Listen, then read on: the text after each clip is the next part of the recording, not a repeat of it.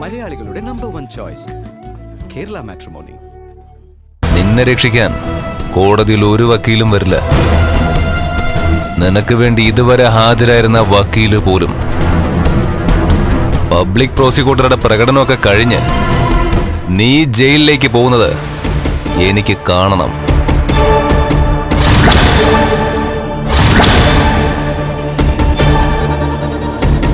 അടിയും പിടിയും അക്രമവാസനയൊക്കെ ഇയാൾ കൂടെ കൊണ്ടു നടക്കുന്ന കൂട്ടത്തിലാ. പക്ഷേ ഇയാളുടെ കരുത്തറിയാവുന്ന ആരും തന്നെ ഇയാൾക്കെതിരെ കോടതിയെ സമീപിക്കാത്തത് കൊണ്ട് മാത്രമാണ് ഇയാൾ ഇപ്പോഴും പുറത്ത് ജീവിക്കുന്നത്.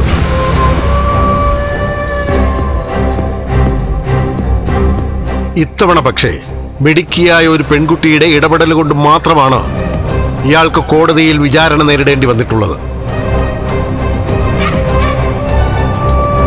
അങ്ങനെ ഒരു സാഹചര്യത്തിൽ സമൂഹത്തിൽ ജീവിക്കാൻ അർഹതയില്ലാത്ത ഇയാളെപ്പോലുള്ള ഒരു ക്രിമിനലിനെ മാതൃകാപരമായി ശിക്ഷിക്കണമെന്ന് ബഹുമാനപ്പെട്ട കോടതിയോട് ഞാൻ അപേക്ഷിക്കുകയാണ്.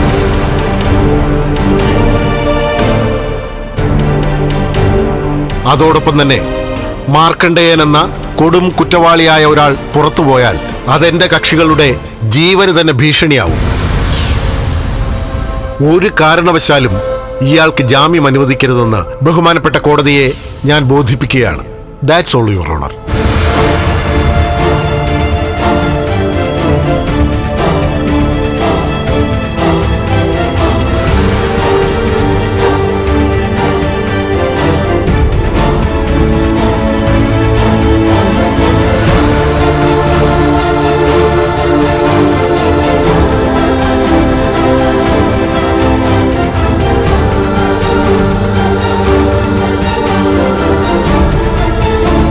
ഡിഫൻസിന് വേണ്ടി ആരെങ്കിലും ഹാജരായിട്ടുണ്ടോ?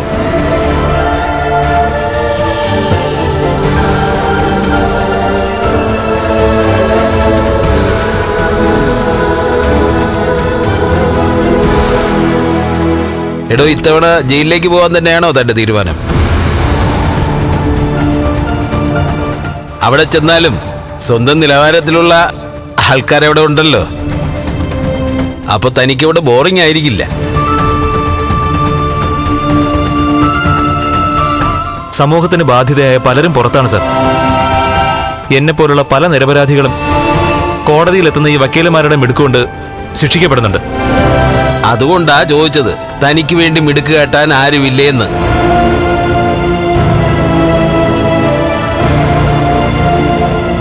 ഉണ്ട് സർ.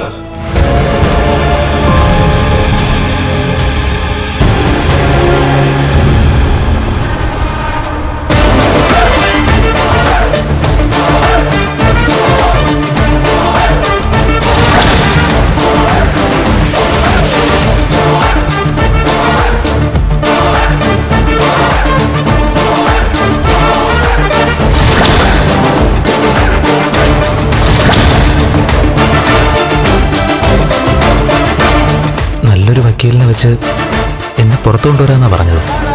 അപ്പൊ സാറ് തന്നെ എത്തിയ?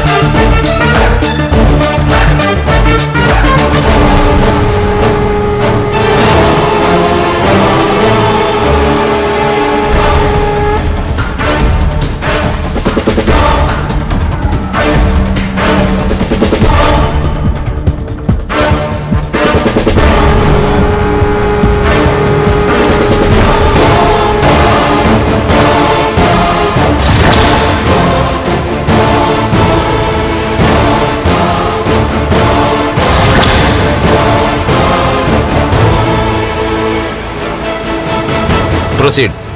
ബഹുമാനപ്പെട്ട പബ്ലിക് പ്രോസിക്യൂട്ടർ അദ്ദേഹത്തിന്റെ ഭാഗം ഭംഗിയാക്കിയെന്ന് മനസ്സിലായി. ഈ കേസുമായി ബന്ധപ്പെട്ട് ഒരാളെ വിസ്തരിച്ചാൽ കൊള്ളാമെന്നുണ്ട്. ആയിക്കോട്ടെ.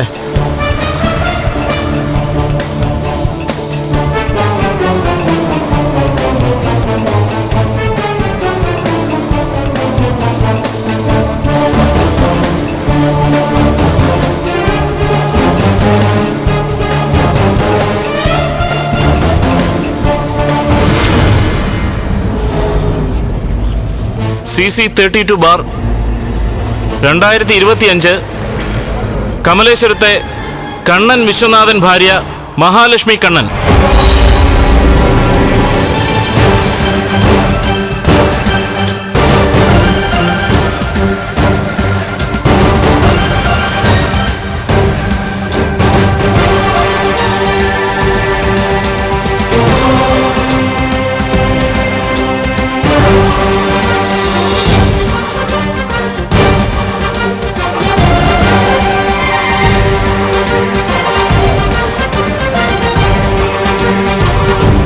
കോടതി മുമ്പാകെ സത്യം മാത്രമേ ബോധിപ്പിക്കൂ. കോടതി മുൻപാകെ സത്യം മാത്രമേ ബോധിപ്പിക്കൂ.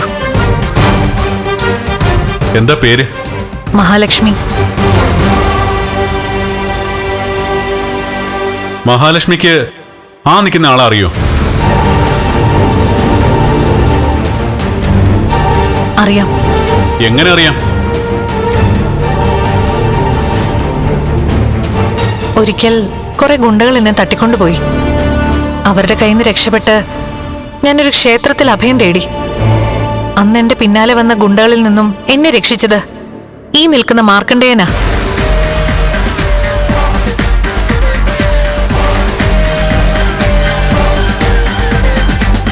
അപ്പൊ സമയം എത്രയായി കാണും? എന്നെ ഗുണ്ടകൾ തട്ടിക്കൊണ്ടുപോയത് അർദ്ധരാത്രി കഴിഞ്ഞ് നേരത്താ. ഒരു പഴയ കെട്ടിടത്തിലേക്കാ എന്നെ കൊണ്ടുപോയത്. ബോധം തെളിഞ്ഞ സമയത്ത് ഞാൻ ഗുണ്ടകളിൽ നിന്ന് രക്ഷപ്പെട്ടോടി ആ അമ്പലനടയിലെത്തിയപ്പോ സമയം ഏതാണ്ട് 3-3:30 കഴിഞ്ഞിട്ടുണ്ടാവും. അന്ന് മഹാലക്ഷ്മിയെ രക്ഷിച്ച മാർക്കണ്ഡേയൻ ഗുണ്ടകളെയെല്ലാം തല്ലി ഓടിച്ച ശേഷം മഹാലക്ഷ്മിയോട് മോശമായിട്ട് എന്തെങ്കിലും സംസാരിക്കുകയോ പെരുമാറുകയോ ചെയ്തോ? ഒരിക്കലുമില്ല.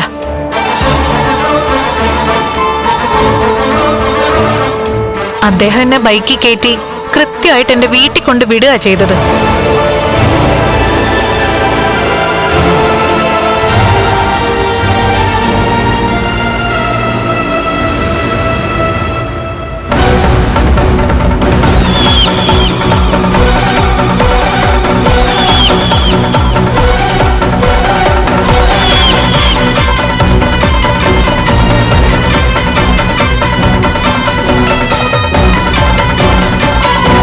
അതായത് മഹാലക്ഷ്മി പറയുന്നത് പ്രകാരം വിജനമായ ആ സ്ഥലത്ത് വെച്ച് നിങ്ങളെപ്പോലെ സുന്ദരിയായ ഒരു പെൺകുട്ടിയെ ഒരു നോട്ടം കൊണ്ടുപോലും വിഷമിപ്പിക്കാതെ കൃത്യമായിട്ട് മാർക്കോ നിങ്ങളുടെ വീട്ടിലെത്തിച്ചു. അതാണ് സത്യം. യുവർ ഓണർ, ഇപ്പോൾ സാക്ഷി പറയുന്ന ഈ പെൺകുട്ടി ബഹുമാനപ്പെട്ട ഡിഫൻസ് വക്കീലിന്റെ സ്വന്തം ഭാര്യയാണ്.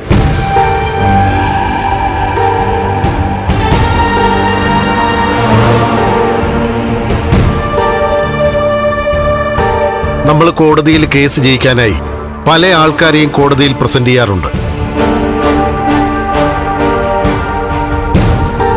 എന്നാൽ ഇവിടെ സ്വന്തം ഭാര്യയെ തന്നെയാണ് വക്കീൽ കൊണ്ടുവന്നിരിക്കുന്നത്.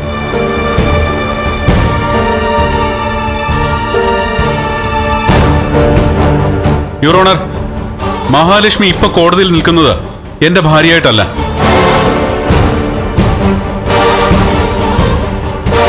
മാർക്കോയെ വ്യക്തമായിട്ട് അറിയാവുന്ന, സ്ത്രീകളെ ശല്യം ചെയ്യാത്ത, അവർക്ക് സംരക്ഷണം കൊടുക്കുന്ന ഒരാളാണ് മാർക്കോ എന്ന് നിശ്ചയമുള്ള ഒരു സാക്ഷിയായിട്ടാണ്.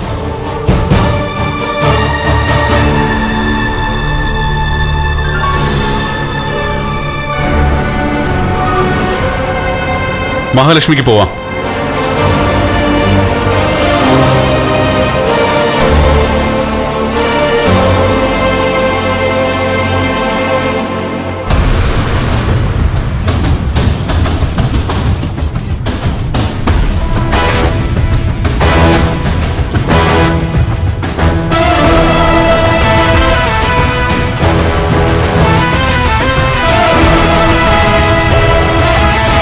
ഞാൻ പറഞ്ഞത് സത്യമാണെന്ന് പ്രൂവ് ചെയ്യാൻ എനിക്ക് ഒരു സാക്ഷി കൂടി വിസ്തരിച്ചാൽ കൊള്ളാവുന്നുണ്ട്.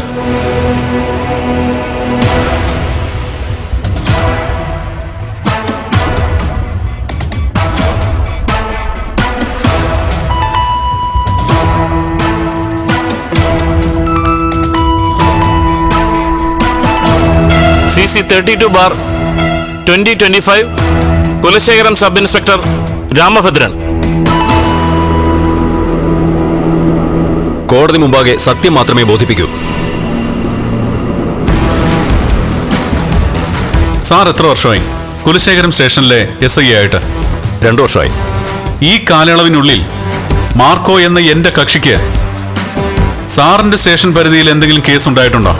ഉണ്ടായിട്ടുണ്ട്. അയാൾ ശരിക്കും ഒരു ക്രിമിനൽ ആണോ ഗുണ്ടയാണോ? അങ്ങനെ ഒരു വിളിപ്പേര് മാർക്കോയ്ക്കുണ്ട്. പക്ഷേ എനിക്ക് മുമ്പും ആ പോലീസ് സ്റ്റേഷനിൽ ഇരുന്നിട്ടുള്ള പോലീസ് ഓഫീസേഴ്സിനും പോലീസുകാർക്കും മാർക്കോ വലിയൊരു സഹായിയാ. ഓ, ഗുണ്ടകളുടെയും ക്രിമിനലുകളുടെയും സഹായം പോലീസ് നന്നായി തന്നെ തേടുമല്ലേ?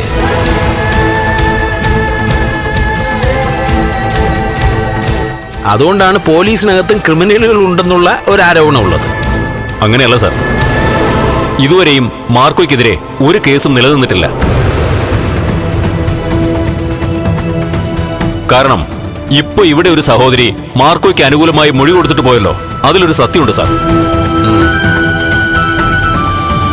പെൺകുട്ടികളോട് പൊതുനിരത്തിൽ വെച്ചോ രാത്രിയുടെ മറവിലോ ആരെങ്കിലും മോശമായി പെരുമാറിയാൽ അതിന് മാർക്കോ കാഴ്ചക്കാരനായാൽ ഉടനടി പ്രതികരിക്കുന്ന സ്വഭാവമാണ് മാർക്കോയുടേത്. പലപ്പോഴും അതിന്റെ പേരിലാണ് മാർക്കോയ്ക്ക് കേസുണ്ടായിട്ടുള്ളത്. അതായത് പോലീസിന്റെ പണി ഇവിടെ ഇയാൾ ചെയ്യുന്ന അർത്ഥം. അങ്ങനെയല്ല സാർ, ഒരാളെ മറ്റൊരാൾ കൊല്ലാൻ വന്നാൽ അത് കണ്ടു നിൽക്കുന്നവർ അത് തടയണ്ടേ സാർ? അല്ലെങ്കിൽ നിരപരാധിയായ ഒരാൾ ക്രൂശിക്കപ്പെടില്ലേ, കൊല ചെയ്യപ്പെടില്ലേ? ഓ, അങ്ങനെ. ആരെയും ഇതുവരെ മാർക്കോ കൊന്നതായി എന്റെ അറിവിലില്ല. പിന്നെ ആയുധവുമായി ഒരാൾ നമ്മളെ കൊല്ലാനായി വരുമ്പോ നമ്മൾ പ്രതിരോധിക്കില്ലേ? അത്രയേ മാർക്കോയും ചെയ്തിട്ടുള്ളൂ. അത് സ്വന്തം രക്ഷയ്ക്കായാലും മറ്റുള്ളവരുടെ രക്ഷയ്ക്കായാലും മുന്നിട്ടിറങ്ങുന്ന കൂട്ടത്തിലാണ് ആ ചെറുപ്പക്കാരൻ. പിന്നെ എന്തുകൊണ്ടാണ് മാർക്കോ പൊതുനിരത്തിൽ വെച്ച് ഒരു പെൺകുട്ടിയോട് മോശമായി പെരുമാറി എന്ന് പറഞ്ഞപ്പോൾ അതേപ്പറ്റി സാർ വിശദമായിട്ടൊരു അന്വേഷണം നടത്താതിരുന്നത്? ഒരു പെൺകുട്ടി വന്ന് അവളെ ഒരു ചെറുപ്പക്കാരൻ ആക്രമിച്ചു എന്ന് പറഞ്ഞാൽ പോലീസിന് കേസെടുത്തല്ലേ പറ്റൂ.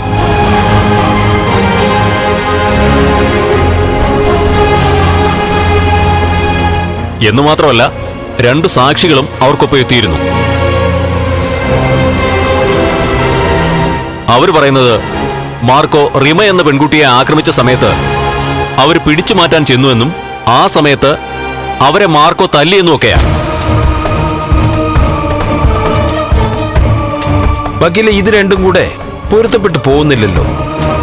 യുവർ ഓണർ, ഇവിടെ പല പോലീസ് ഓഫീസേഴ്സും ഗുണ്ടകളുടെയും ക്രിമിനലുകളുടെയും സഹായം തേടുന്നുണ്ട്.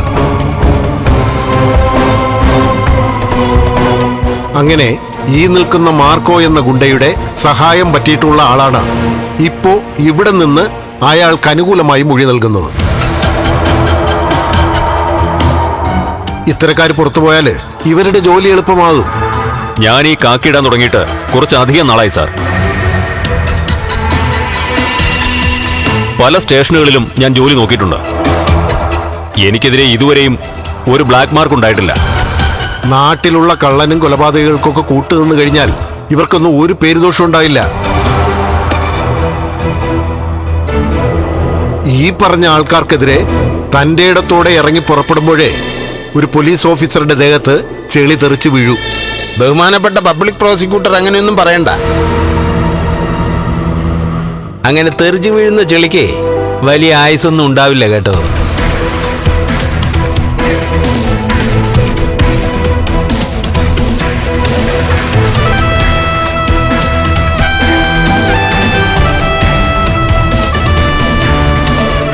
യുവർ ഓണർ, മഹാലക്ഷ്മിയുടെ സാക്ഷിമൊഴിയിൽ നിന്നും കുലശേഖരൻ സബ് ഇൻസ്പെക്ടറുടെ മൊഴിയിൽ നിന്നും മാർക്കോ സ്ത്രീകളോടും നിരപരാധികളോടും മോശമായി പെരുമാറുന്ന ഒരു ചെറുപ്പക്കാരനല്ല എന്ന് വ്യക്തമാണ്.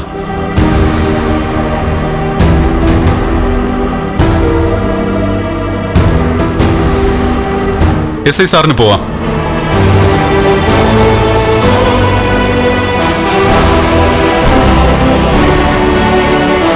ഈ കേസുമായി പോലീസ് സ്റ്റേഷനെ സമീപിച്ചത് ഒരു പെൺകുട്ടിയാണ്. ആ കുട്ടിയെ ആക്രമിച്ചെന്ന് പറയുന്ന 2 ദൃക്സാക്ഷികളും ഉണ്ട്. അവരെ ഒരുമിച്ച് വിസ്തരിച്ചാൽ കൊള്ളാമെന്നുണ്ട്. Yes, proceed.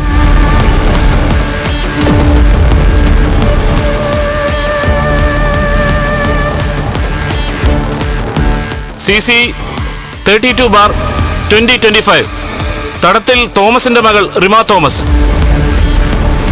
പുന്നയ്ക്കാമുകളിൽ സഹദേവൻ മകൻ സതീഷ് സഹദേവൻ. വേലിക്കകത്ത് അംബുജാക്ഷൻ മകൻ ദേവരാജൻ അംബുജാക്ഷൻ.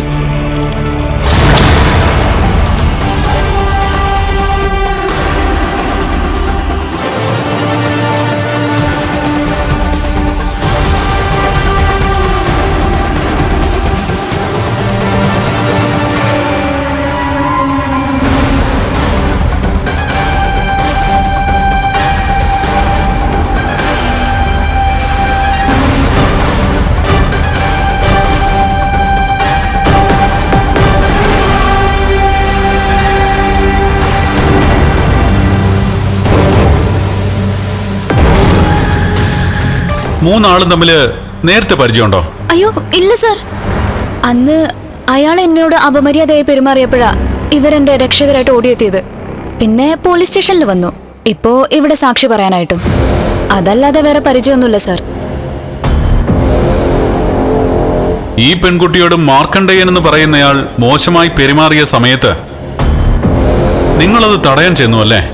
അതെ സാർ. ആ സമയത്താ ഞങ്ങളെ അയാൾ തല്ലിയത്.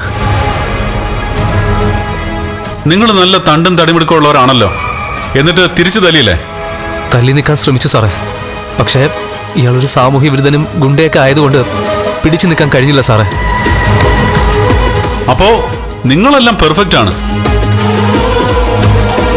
സാമൂഹ്യ വിരുദ്ധരല്ല, ഗുണ്ടകളുമല്ല.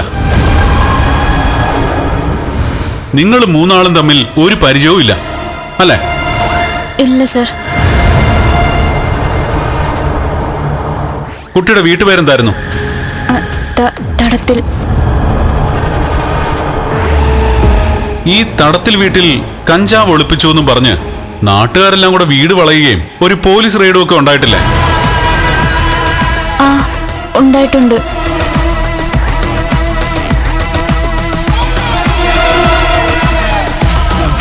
അതെന്നെ കള്ളക്കേസിൽ കൊടുക്കാനുള്ള ശ്രമമായിരുന്നു. പിന്നീട് ഞാൻ രക്ഷപ്പെടുകയും ചെയ്തു.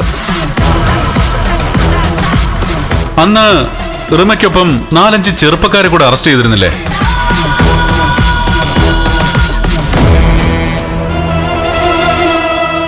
ആ ചെയ്തിരുന്നു.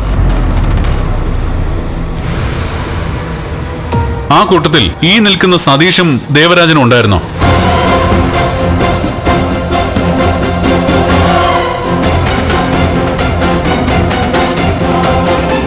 എന്താന്നും പറയാത്തത്? ഇല്ല സർ.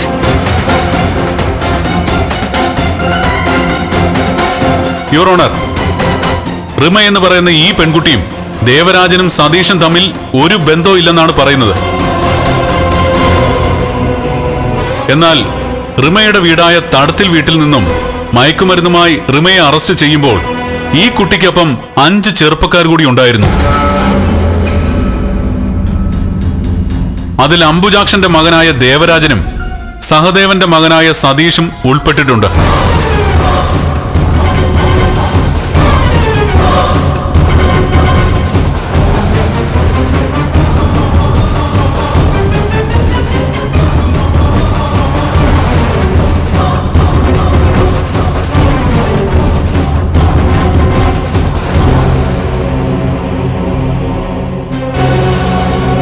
അതിന്റെ ദൃശ്യങ്ങൾ ഈ പെൻഡ്രൈവിലുണ്ട് സർ.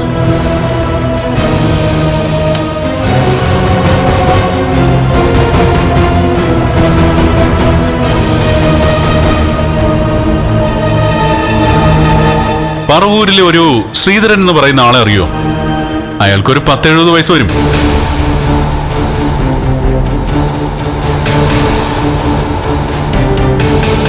അറിയുമോ ഇല്ലയോ? ഓർക്കുന്നില്ല സർ. ഓർക്കില്ല. പക്ഷേ ആ സംഭവം ഓർമ്മയുള്ള പലരും ഈ നാട്ടിലുണ്ട്.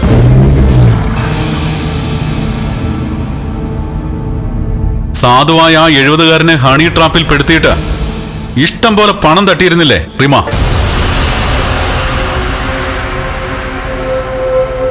അങ്ങനെ ഒരു കേസ് ഇപ്പോഴും നിങ്ങളുടെ പേരിൽ നിലനിൽക്കുന്നുണ്ട്.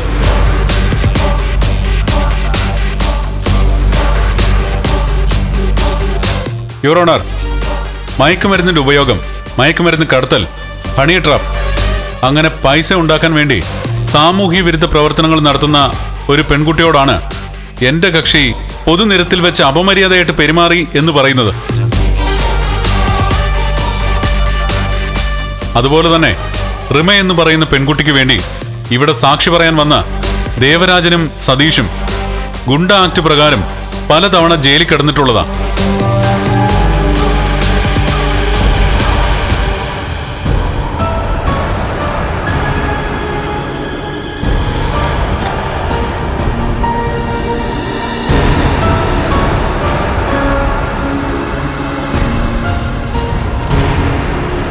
അതിന്റെ വിശദമായ റിപ്പോർട്ടുകൾ ആ ഫയലിലുണ്ട് സർ.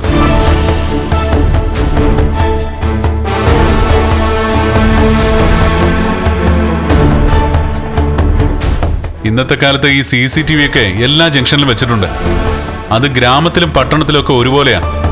അത് വെച്ചിരിക്കുന്നത് വെറുതെ കാഴ്ച കണ്ട് ക്യാമറയ്ക്ക് രസിക്കാനല്ല, അതിൽ പതിയുന്ന കാര്യങ്ങൾ ലോകത്തെ അറിയിക്കാനാണ്.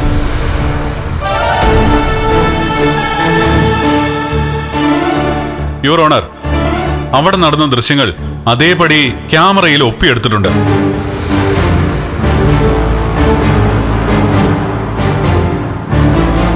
ഞാൻ തന്ന പെൻഡ്രൈവിൽ അതുകൂടി ഉൾപ്പെടുത്തിയിട്ടുണ്ട്. എന്താണ് അന്ന് സംഭവിച്ചതെന്ന് അങ്ങേക്ക് പരിശോധിക്കാവുന്നതാണ്.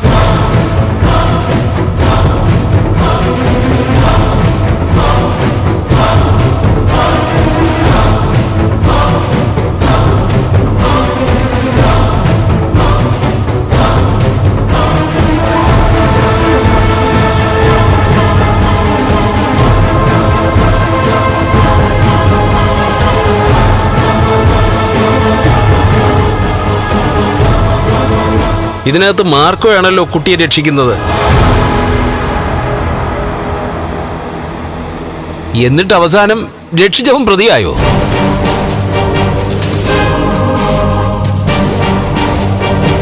യുവർ ഓണർ, അതാണ് സത്യം. എന്റെ ഭാര്യ ഇവിടെ വന്ന് മാർക്കോയ്ക്ക് അനുകൂലമായി മൊഴി നൽകിയത് എന്തോ വലിയ അപരാധമായിട്ട് ബഹുമാനപ്പെട്ട പബ്ലിക് പ്രോസിക്യൂട്ടർ ഇവിടെ പറഞ്ഞു.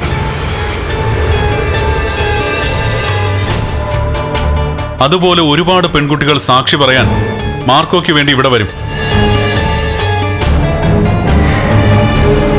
പെൺകുട്ടികൾ മാത്രമല്ല, നിരപരാധികളായ പലരും.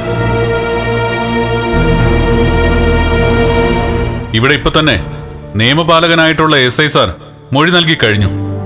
മാർക്കോയുടെ ബാക്ക്ഗ്രൗണ്ടിനെ പറ്റി, മാർക്കോ സമൂഹത്തിന് വേണ്ടി ചെയ്യുന്ന നല്ല കാര്യങ്ങളെ പറ്റിയും. അതാണ് യുവർ ഓണർ സത്യം. ഇയാൾ ജീവിക്കുന്നത് തന്നെ മറ്റുള്ളവർക്ക് നന്മ ചെയ്യാൻ വേണ്ടി മാത്രമാണ്. എനിക്ക് പോലും ഉണ്ടോ യുവർ ഓണർ അങ്ങനെ ഒരു അനുഭവം? അരയ്ക്ക് താഴോട്ട് തളർന്ന ഞാൻ തോമസ് വൈദ്യൻ എന്ന പ്രഗത്ഭനായ ആയുർവേദ വിദഗ്ധന്റെ ഹോസ്പിറ്റലിൽ ചികിത്സയ്ക്കായി കിടക്കുമ്പോൾ എന്നെ കൊല്ലാനായി ഒരു ഗുണ്ട പാഞ്ഞു വന്നു. ആ സമയത്ത് ഗുണ്ടയിൽ നിന്നും എന്നെ രക്ഷിച്ചത് ഈ മാർക്കോയാണ്. എന്റെ ഭാര്യയെയും എന്നെയും സ്വന്തം ജീവൻ കൊടുത്തുപോലും രക്ഷിക്കാൻ തയ്യാറായ ഈ ചെറുപ്പക്കാരൻ ഒരു കാരണവശാലും ശിക്ഷിക്കപ്പെടാൻ പാടില്ല.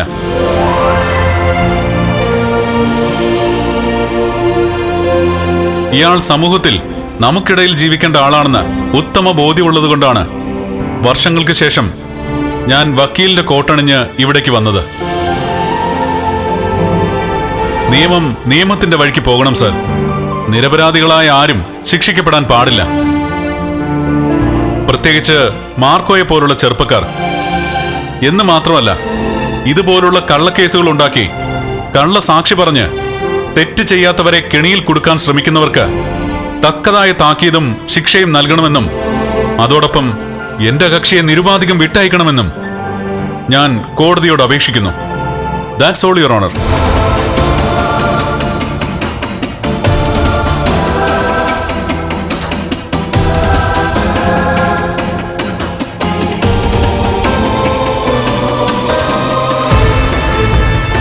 ഡിഫൻസ് വക്കീൽ പറഞ്ഞതുപോലെ ഇന്നത്തെ കാലത്ത് ക്യാമറ കണ്ണുകളൊക്കെ പലതും നിരീക്ഷിക്കുന്നുണ്ട്.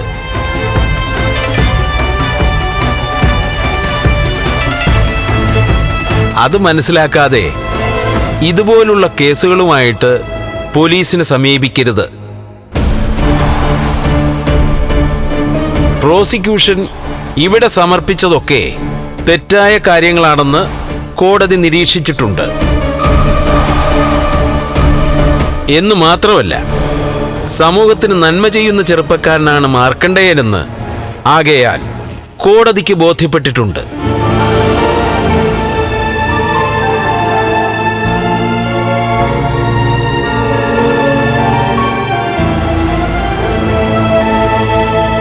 സാഹചര്യ തെളിവുകളും സാക്ഷിമൊഴികളും അതിലേക്കാണ് വിരൽ ചൂണ്ടുന്നത്. ആകയാൽ കള്ളക്കേസിൽ കുടുക്കിയ മാർക്കോ എന്ന മാർക്കണ്ഡേയനെ ഈ കോടതി നിരുപാധികം വിട്ടയക്കുന്നു.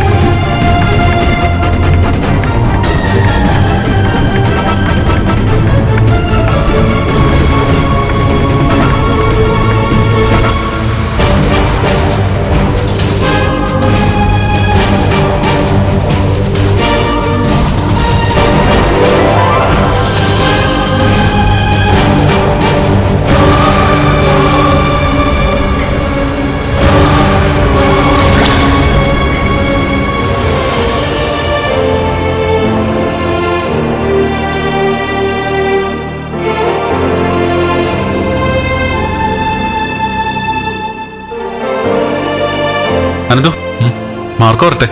ആ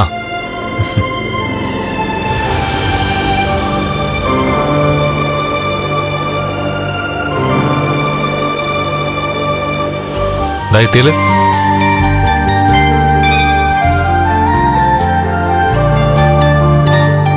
ഡിഫൻസിന് വേണ്ടി വക്കീൽ വന്നിട്ടുണ്ടെന്ന് ചോദിച്ചപ്പോൾ എനിക്ക് വാക്ക് തന്നാണല്ലോ ഇന്നത്തെ ദിവസം എന്നെ പുറത്തിറക്കാമെന്ന്. പക്ഷെ ആരെയും കാണാതെ വന്നപ്പോൾ ഞാനാകെ വിഷമിച്ചു പോയി. പെണ്ണ് കേസല്ലേ, അകത്ത് പോയാൽ പിന്നെ പുറത്തിറങ്ങാൻ പ്രയാസ. എന്തായാലും കൃത്യസമയത്താണ് വന്നത്. ഈ ഒരു അവസ്ഥയിലും സാർ എനിക്ക് വേണ്ടി കോട്ടിട്ടതിൽ വലിയ സന്തോഷമുണ്ട്. ഞാൻ വാദിക്കാന്നൊക്കെ പറഞ്ഞതാ, ഇവൻ സമ്മതിച്ചില്ല. എനിക്ക് തന്നെ മാർക്കോയെ പുറത്തു കൊണ്ടുവരണമായിരുന്നു. അപ്പൊ കിട്ടുന്നൊരു സാറ്റിസ്ഫാക്ഷൻ ഉണ്ടല്ലോ, അത് ഇവൻ വാദിച്ചാ കിട്ടില്ല. പക്ഷേ ഇന്നലെ രണ്ടാളും ഉറങ്ങിയിട്ടില്ല. അതെ അതെ.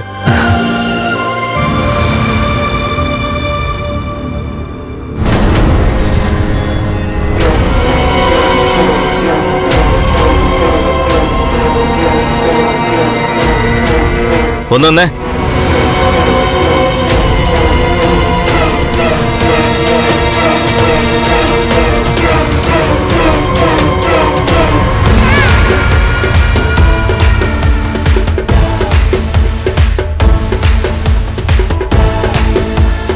കൊള്ളാം കേട്ടോ. ഇവളെ ഞാനൊന്നും പറയുന്നില്ല, ഇത് ഇവളുടെ പ്രൊഫഷനാ. പക്ഷേ ഇവളെ സഹായിച്ച നിന്നെയൊക്കെ ശരിക്കും ഞാനൊന്ന് കാണുന്നുണ്ട് കേട്ടോ. ഓ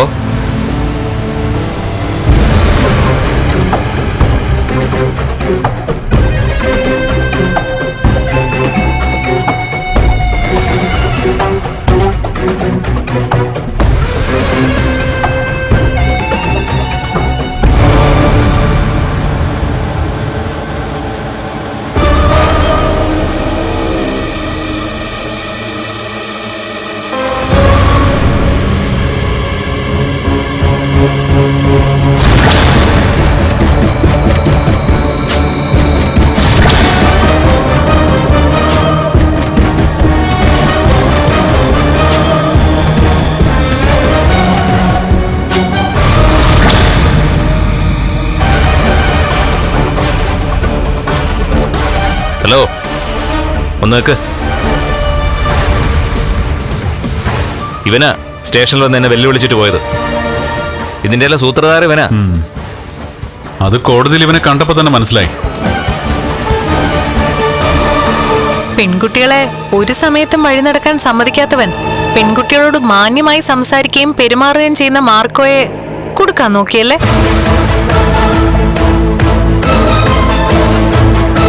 എന്താടാ അങ്ങനെ അങ്ങ് പോകുന്നത്?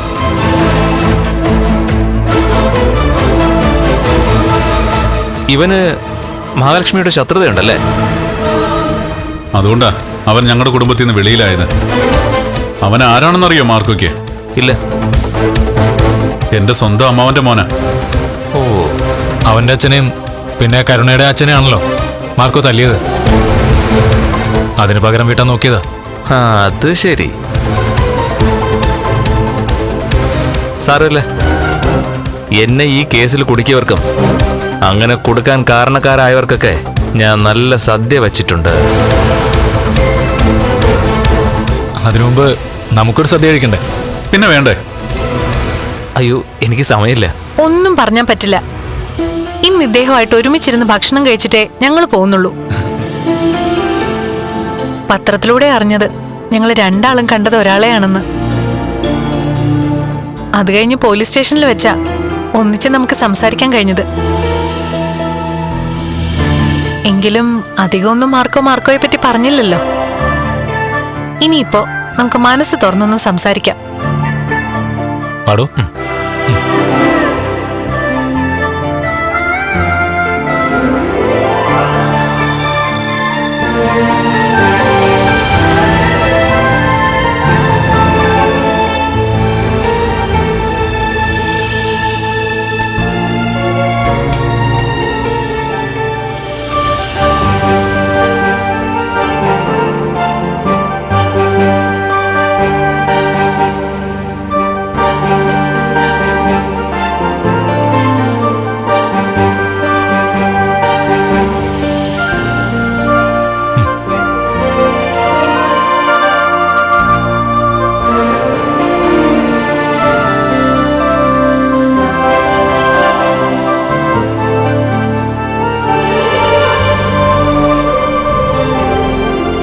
അവശതയുള്ള സാറ് ഇത്രയധികം കോടതിയിൽ നിറഞ്ഞാടുമെന്ന് ഞാൻ ഒരിക്കലും കരുതിയില്ല. എന്റെ അരയ്ക്ക് താഴോട്ട് ആവശ്യതയുള്ളത്. മനസ്സിന് ഒരു കുഴപ്പമില്ല മാർക്കോ. ഞങ്ങൾ അത്രത്തോളം ഗൃഹപാഠം നടത്തിയിട്ടാ വന്നത്. എനിക്ക് തരുന്ന അഭിനന്ദനത്തിന്റെ പകുതി ഇവനും കൂടി കൊടുക്കണം. ഇവനാ ഇന്നലെ ആ സംഭവം നടന്ന പരിസരം മുഴുവൻ തെരഞ്ഞതും CCTV ദൃശ്യമൊക്കെ എടുത്തതും. പിന്നെ അത് പോലീസ് സ്റ്റേഷനിൽ കൊണ്ടുപോയി SIയെ കാണിക്കാതെ കോടതിയിൽ പ്രസന്റ് ചെയ്യാന്ന് വിചാരിച്ചു. അത്രയും സമയം മാർക്കോയെ മനഃപൂർവ്വം കുടിക്കുവരെന്ന് സന്തോഷത്തോടെ എന്ന് കരുതി. അത് മാത്രമല്ല മാർക്കോ, അതുകൊണ്ട് മേഘനാണത് ചെയ്യിച്ചെന്ന് ഞങ്ങൾക്ക് കാണാൻ പറ്റിയല്ലോ. ആ ദുഷ്ടൻ ഒരിക്കലും പ്രതീക്ഷിച്ചില്ല കണ്ണേട്ടൻ ഈ കേസ് ഏറ്റെടുക്കുമെന്ന്. എന്റെ വക്കീല് കോടതിയിൽ വരാതിരിക്കാൻ അവൻ പൈസ കൊണ്ടുപോയി കൊടുത്തു.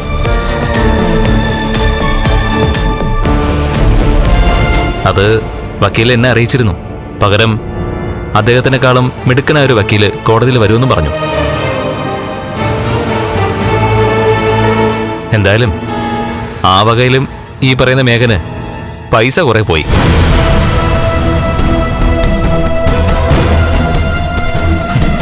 ഇത്രയും മിടുക്ക് കാണിച്ച അവനെ ഞാൻ ഏതായാലും വെറുതെ വിടാനൊന്നും പോകുന്നില്ല. അവന്റെ അച്ഛനും മഹാലക്ഷ്മിയുടെ രണ്ടാനച്ഛനും തല്ല് കിട്ടിയതാണല്ലോ അവന്റെ ദേഷ്യത്തിന് കാരണം. ഇനിയിപ്പോ അവന്റെ ശരീരം ചതഞ്ഞ ദേഷ്യം ഇരട്ടിക്കുമല്ലോ. അങ്ങനെ ആയിക്കോട്ടെ. അവനിനി എന്റെ പരിധിക്ക് പുറത്തല്ല, പരിധിക്ക് ഉള്ളിൽ തന്നെയാ. ഫ്ലവേഴ്സിന്റെ പിൻബലത്തോടെ 24ന്റെ പുതിയ സംരംഭം 24 സ്റ്റഡി അബ്രോഡ്. വിദേശ പഠനം ഇനി സുരക്ഷിതം. 1600-ലധികം സർവകലാശാലകളും 1,00,000+ കോഴ്സുകളും. UG, PG, ഡിപ്ലോമ, MRS വരെ ലോകമെമ്പാടുമുള്ള സാധ്യതകൾ. കൗൺസിലിംഗ് മുതൽ വിസ വരെ, ഫോറക്സ്, ലോൺ, ട്രാവൽ, അക്കോമഡേഷൻ എല്ലാം ഒറ്റ ടെച്ചിൽ. www.24studyabroad.com. കുടുംബങ്ങളോടൊപ്പമുള്ള ആത്മബന്ധം. ഫ്ലവേഴ്സ് ആൻഡ് 24 വിശ്വാസത്തിന്റെ ഉറപ്പ്. 24 സ്റ്റഡി അബ്രോഡ് വിദേശ പഠനം ഇനി സുരക്ഷിതം. വിദേശ പഠനം ആഗ്രഹിക്കുന്നവർ ഉടൻ വിളിക്കൂ. അവൻ പോലീസ് സ്റ്റേഷനിൽ വന്ന് എന്നോട് പറഞ്ഞതൊക്കെ എൻ്റെ മനസ്സിലുണ്ട്. അതിന് അവൻ അർഹിക്കുന്ന ശിക്ഷ തന്നെ ഞാൻ കൊടുക്കും. അമ്മാവന്റെ മോനായതുകൊണ്ട് ജുവലറിയുടെ ചുമതലയൊക്കെ അവനെ ഏൽപ്പിച്ചിരുന്നത്. ഈ അടുത്ത സമയത്താ അവനെ അതിൽ നിന്നൊക്കെ ഒഴിവാക്കിയത്. അതോടെ അവന്റെ ശത്രുതയും കൂടി. പിന്നെ എന്റെ പെങ്ങളെ കല്യാണം കഴിച്ചപ്പോ ഞങ്ങൾ സഹകരിച്ചില്ല. കാലണ അവക്ക് കൊടുത്തു വിട്ടതുമില്ല. എന്തിനാ കൊടുക്കുന്നത്? എന്തെങ്കിലും കൊടുത്താ അതൊക്കെ നശിപ്പിക്കത്തേ ഉള്ളൂ. പെങ്ങളെന്ന് പറയുമ്പോ ഒരമ്മയുടെ മക്കളല്ല ഇവര്. അച്ഛൻ മാത്രം ഒന്നായിട്ടുള്ളൂ. എന്നാലും പെങ്ങള് തന്നെയാണല്ലോ.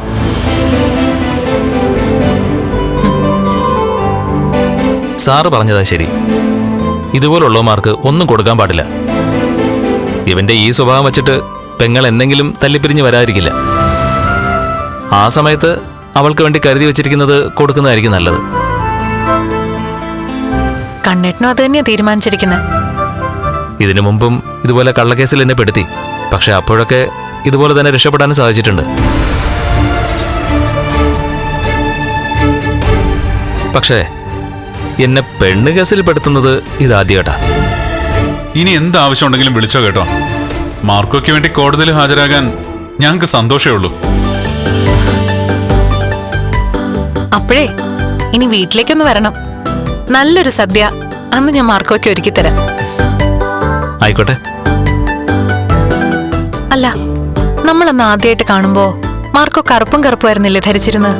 ശരിക്കും ഞാൻ അയ്യപ്പസ്വാമിയാണെന്ന് തന്നെയാ അന്ന് കരുതിയത്. ഞാനൊരു അയ്യപ്പ ഭക്തനാ. അന്ന് എനിക്ക് തോന്നുന്നു മേടമാസം 1-ാം തീയതിയാണ് നമ്മൾ ആദ്യമായിട്ട് കണ്ടതെന്നാ. അന്ന് അയ്യപ്പ ക്ഷേത്രത്തില് രാവിലെ പോയിട്ട് വന്ന വരവായിരുന്നു. അപ്പോഴും ചില സംശയങ്ങളൊക്കെ ബാക്കി നിൽക്കുന്നുണ്ട്. അന്ന് കൃത്യമായിട്ട് എന്റെ പേര് പറഞ്ഞല്ലോ. അതെങ്ങനെയാ പറയാൻ സാധിച്ചേ? അന്ന് മഹാലക്ഷ്മിയുടെ പേര് മാത്രമല്ല, കണ്ണസാറിന്റെ പേരും ഞാൻ പറഞ്ഞിരുന്നു. നേരത്തെ ഇവരറിയാതെ എങ്ങനെയാ പേര് പറയാൻ കഴിയുന്നത്?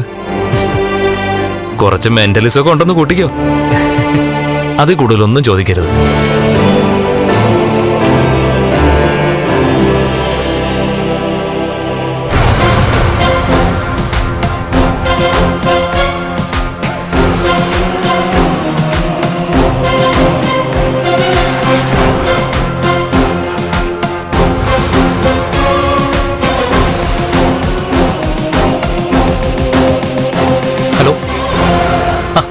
നിങ്ങളിത് എവിടെ നിൽക്കുന്നേ? ഞാൻ നിങ്ങളുടെ എസ്റ്റേറ്റിന്റെ ഫ്രണ്ടിലുള്ള റോഡിലുണ്ട്. അല്ല, എപ്പോഴാ വരുന്നേ? എന്നാ പെട്ടെന്ന് വാ. ഞാൻ ആകെ കൂടെ ടെൻഷനില്ല.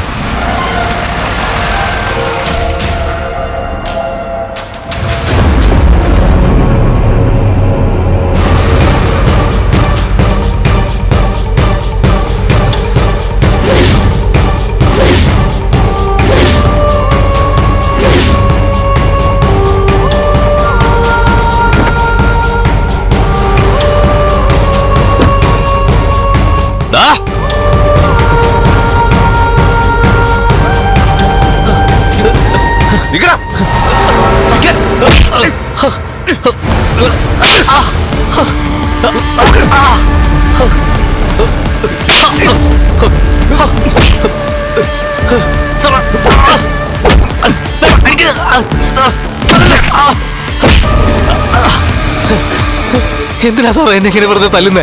എന്തിനാന്ന് നിനക്ക് അറിയില്ല? ഞാനാ നിന്നെ ഫൈനാൻസിലേക്ക് കൊണ്ടുപോയിന്ന നീ കണ്ണനോടും മഹാലക്ഷ്മിയോടും പറഞ്ഞില്ലേ? മഹാലക്ഷ്മി പ്രണയിക്കാനും അതിലൂടെ കണ്ണനെയും മഹാലക്ഷ്മിയും തമ്മിൽ അകറ്റാൻ വേണ്ടി നിനക്ക് പണം തന്നത് ഞാനാണെന്ന് നീ അവരറിയിച്ചില്ലടാ. ഇല്ല സാറേ, ഞാനൊന്നും പറഞ്ഞിട്ടില്ല. ആകെ തോറ്റ് നാണം കെട്ട് വരിക ഞാൻ. അപ്പോ എന്റെ അടുത്ത് കള്ളം പറയുന്നടാ നാറി. ആ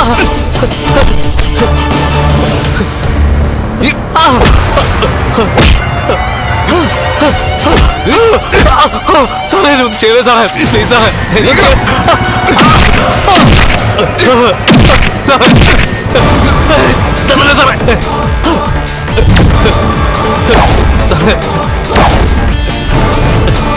ഇനി എന്നെ തള്ളല്ല സാറേ, തല്ലിയ ഞാൻ ചത്തുപോവും. നീ ചാവനോടാ. നിന്നെ ഞാൻ നോക്കി നടക്കുമായിരുന്നു. അതിനുശേഷം എന്റെ കയ്യിൽ നിന്ന് നീ പണം വാങ്ങിച്ചിട്ട് എന്നെ തന്നെ തേച്ചൊട്ടിച്ചടാ. ഒരു കാര്യം ഞാൻ പറയാ, ഞാൻ തന്ന പണം മുതലും പലിശയും സഹിതം നീ എനിക്ക് തിരിച്ചു തന്നേക്കണം. അല്ലെങ്കിൽ നിന്റെ ആയുസ് തീർന്നെന്ന് കൂട്ടിക്കോ. സാറേ ഞാനാകെ പാപ്പരാ സാറേ. നിന്റെ എന്നാടാ കാശുണ്ടായിട്ടുള്ളത്? ഒരു ജോലി തന്നെ അത് മാന്യമായിട്ട് ചെയ്യണം. അങ്ങനെ ചെയ്തിരുന്നെങ്കിൽ ഇപ്പൊ എനിക്കുണ്ടായ പല പരാജയങ്ങളും ഒഴിവാക്കായിരുന്നു. സാറ് സാറ് കരുതുന്ന പോലെ ഒരു പെൺകുട്ടിയല്ല മഹാലക്ഷ്മി. അത് സാറിനും അറിയാലോ. മലയാളികളുടെ നമ്പർ 1 ചോയ്സ് കേരള മാട്രിമോണി.